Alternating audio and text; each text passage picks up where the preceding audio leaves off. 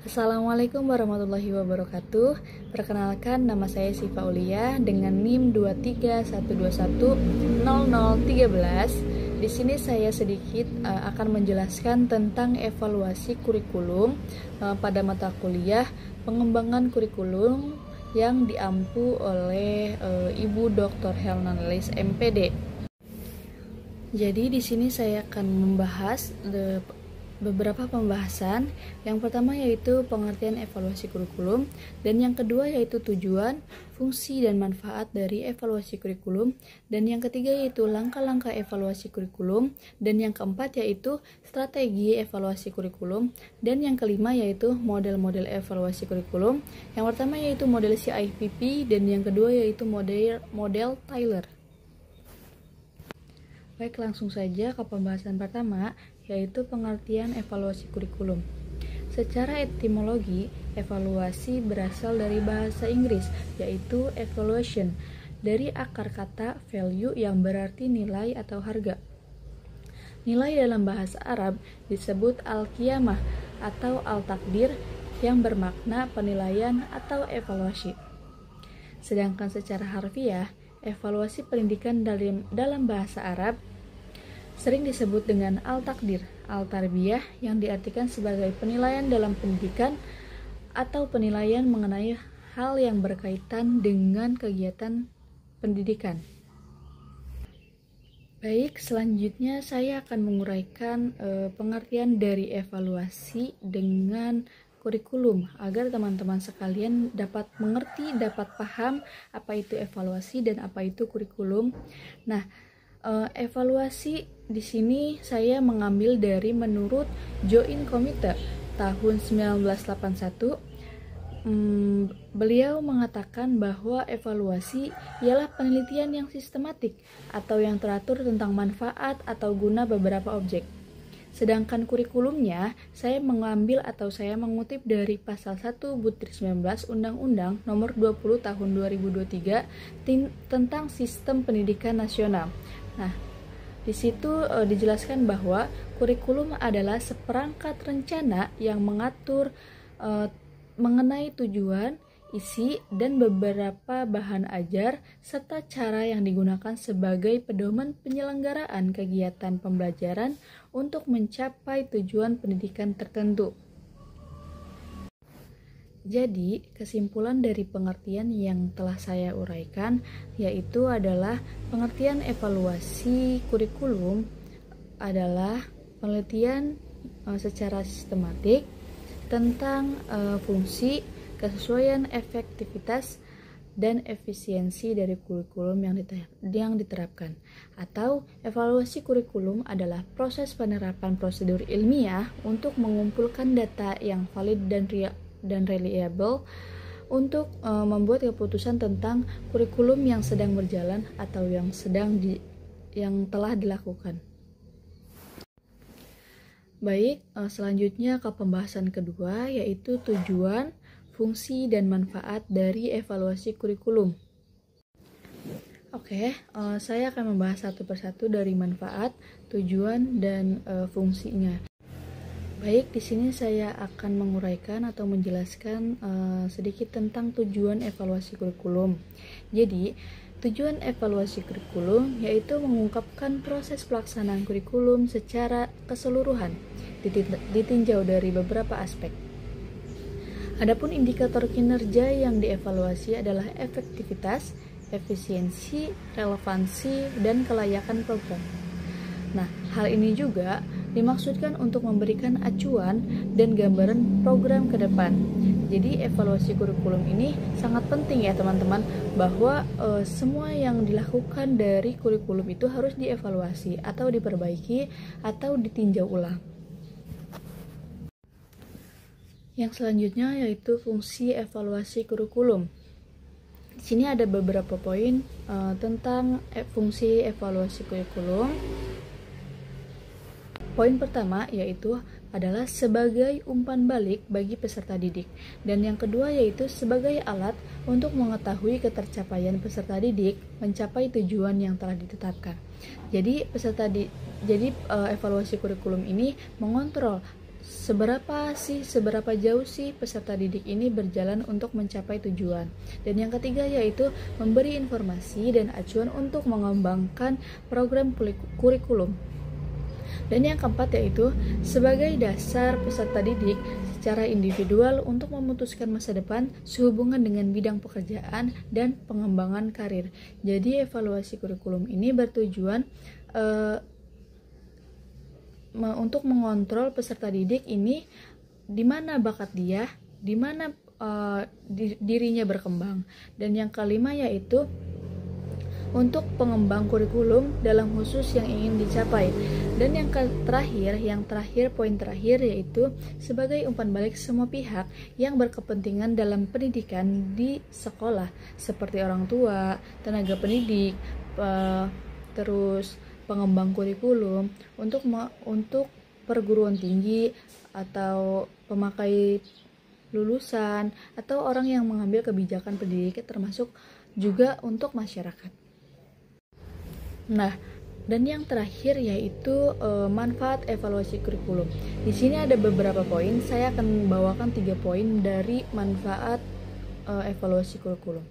Nah, secara umum manfaat evaluasi kurikulum dikategorikan berdasarkan sasarannya. Nah, sasarannya itu siapa aja, jadi manfaatnya juga beda.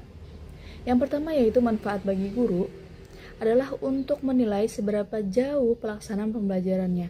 Jadi sebagai pendidik, kita juga harus mengevaluasi kurikulum kita agar kita dapat mengetahui seberapa jauh gitu kurikulum ini terlaksana dengan maksimal atau dengan baik. Dan yang kedua yaitu bagi pengguna kebijakan, dapat menilai sejauh mana kurikulum terlaksana oleh semua sekolah. Jadi kalau misalkan sebagai pengguna kebijakan, kayak misalkan dari kebijakan tertentu gitu ya, dia dapat menilai gitu tuh sejauh mana kurikulum ini terlaksana di sekolah-sekolah atau di perguruan tinggi. Dan yang ketiga yaitu bagi orang tua dan masyarakat, dapat digunakan untuk mengukur pelaksanaan kurikulum dengan menyelaraskan harapan serta aspirasinya. Mungkin itu dari pembahasan tujuan, fungsi dan manfaat dari evaluasi kurikulum. Pembahasan ketiga yaitu tentang langkah-langkah evaluasi kurikulum. Ada beberapa pendapat terkait langkah-langkah evaluasi kurikulum. Namun secara umum gitu ya, evaluasi kurikulum ini mencakup yaitu merancang, melakukan persiapan, mengumpulkan informasi, menganalisis, membuat konklusi, membuat rekomendasi dan memanfaatkan hasil evaluasi. Tapi Hermanan Sumantri 2009 menjelaskan bahwa tahapan pelaksanaan evaluasi kurikulum adalah yang pertama yaitu mempelajari kurikulum yang sudah ada. Jadi pelajari dulu kurikulumnya setelah ada gitu ya. Dan yang kedua itu menuliskan latar belakang, alasan mengapa kurikulum itu perlu dievaluasi. Dan yang ketiga yaitu menentukan apa yang ingin diketahui dan menuliskan pertanyaan evaluasi. Dan yang keempat yaitu mampu membuat rancangan evaluasi. Dan yang ketiga yaitu mengumpulkan informasi data. Dan yang keenam menganalisis informasi data. Dan yang ketujuh yaitu merumuskan kesimpulan. Dan yang kedelapan menginformasikan hasil.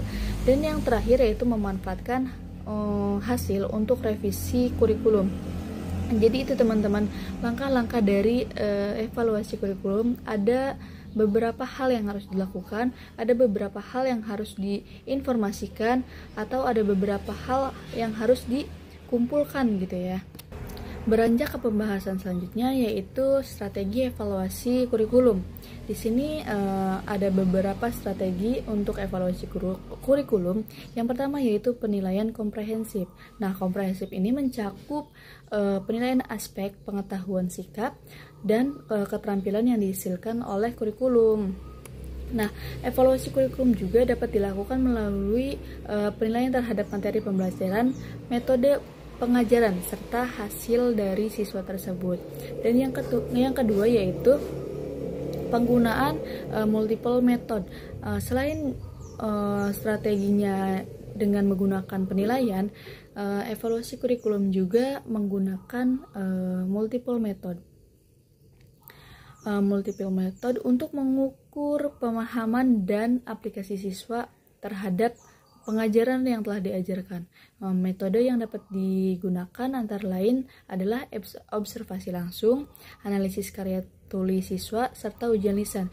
Jadi penguji atau penguji kurikulum ini dapat mengetahui strategi evaluasi kurikulum ini dengan observasi langsung atau analisis karya tulis, atau bisa juga dengan ujian lisan gitu ya.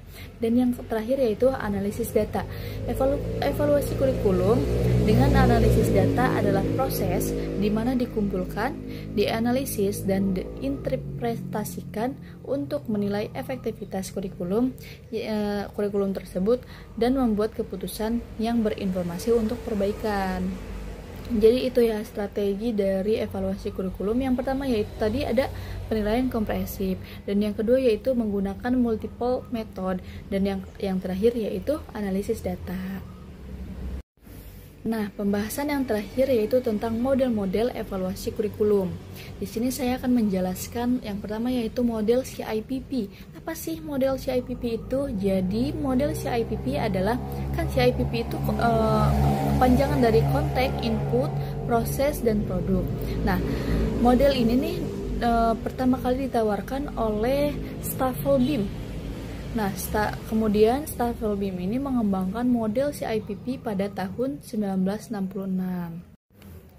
Nah, kemudian Stafelbeam yang dikutip oleh Wirawan menyatakan model evaluasi CIPP merupakan kerangka komprehensif untuk mengarahkan pelaksanaan evaluasi formatif dan sumatif terhadap program objek, proyek, personalia, produk, institusi, dan sistem.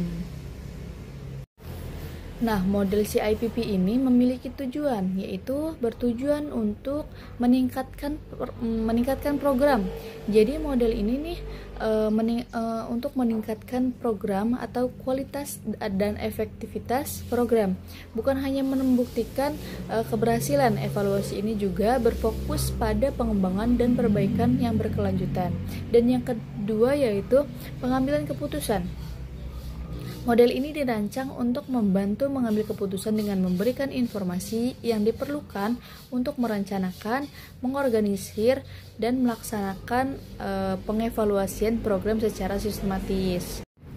Tidak hanya tujuan, model CIPP juga memiliki manfaat yang relevan dengan kurikulum tersebut.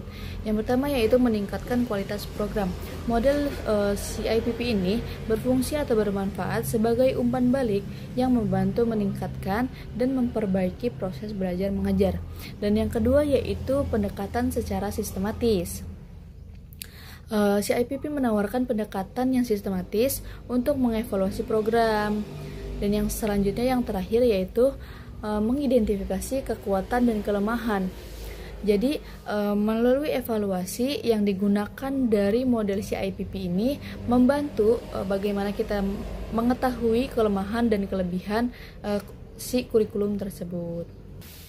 Selanjutnya yaitu kelebihan dan kelemahan dari model CIPP ini. Saya akan menguraikan sedikit dari kelebihan model CIPP ini. Yang pertama yaitu dia itu bersifat komprehensif. Artinya, model CIPP ini mempertimbangkan semua aspek terkait dengan program, termasuk konteks, input, proses, dan produk. Sudah jelas ya, CIPP kan lebih ke konteks gitu, input, terus proses, terus langsung ke produk. Dan yang kedua yaitu fleksibel. Model CIPP ini dapat digunakan untuk mengevaluasi sebagai jenis program, termasuk program pendidikan, kesehatan, dan sosial. Jadi model CIPP ini tidak hanya digunakan saat mengevaluasi kurikulum saja, jadi dia bisa mengevaluasi tentang kesehatan dan sosial selain pendidikan. Dan yang ketiga yaitu mengidentifikasi kekuatan dan kelemahan. Jadi model CIPP ini membantu evaluator mengidentifikasi kekuatan dan kelemahan program. Jadi si model ini kelebihannya yaitu dia bisa mengevaluasi gitu loh, dia bisa memeriksa, dia bisa menganalisis mana kelemahannya dan mana kelebihannya. Dan yang selanjutnya yaitu kelemahan dari model CIPP. Jadi selain dia memiliki kelebihan yang begitu-begitu hebat atau begitu luar biasa, dia juga memiliki kelemahan. Yang pertama yaitu kelemahannya itu kompleks. Model CIPP ini memerlukan waktu dan sumber daya yang cukup besar untuk dilaksanakan. Jadi dari kelebihan tersebut, dia kekurangannya juga bisa sumber dayanya juga mencakup yang lebih besar gitu loh. Terus yang kedua yaitu subjektif. Model CIPP ini memerlukan penilaian subjektif dari evaluator sehingga dapat mempengaruhi hasil evaluasi. Dan yang ketiga yaitu tidak memperhatikan faktor yang eksternal. Artinya model CIPP ini berfokus hanya ke modelnya saja, tidak memperhatikan faktor eksternal tersebut. Dan yang terakhir yaitu model Tyler. Pendekatan model Tyler ini menekankan bahwa evaluasi kurikulum diarahkan kepada usaha untuk mengetahui sejauh mana tujuan pendidikan dan berupa tingkah laku yang diharapkan telah dicapai oleh siswa dalam bentuk hasil belajar mereka yang ditampilkan pada akhir kegiatan pembelajaran. Nah, model ini dibangun atas dua dasar. Yang pertama yaitu evaluasi ditunjukkan pada tingkah laku peserta didik, dan yang kedua yaitu evaluasi harus dilakukan pada tingkah laku awal peserta didik sebelum melaksanakan kurikulum dan sesudah melaksanakan kurikulum, atau bisa disebut dengan hasil. Model Tyler disebut juga dengan model black box. Artinya apa? Kenapa dia disebut dengan black box? Karena model ini menekankan adanya tes di awal dan tes di akhir. Baik teman-teman, pembahasan telah berakhir, materi juga telah saya sampaikan. Mohon maaf bila ada kata yang salah dan mohon maaf ada kekeliruan. Mungkin sedikit atau banyaknya kekeliruan, saya mohon maaf. Terima kasih. Wassalamualaikum warahmatullahi wabarakatuh.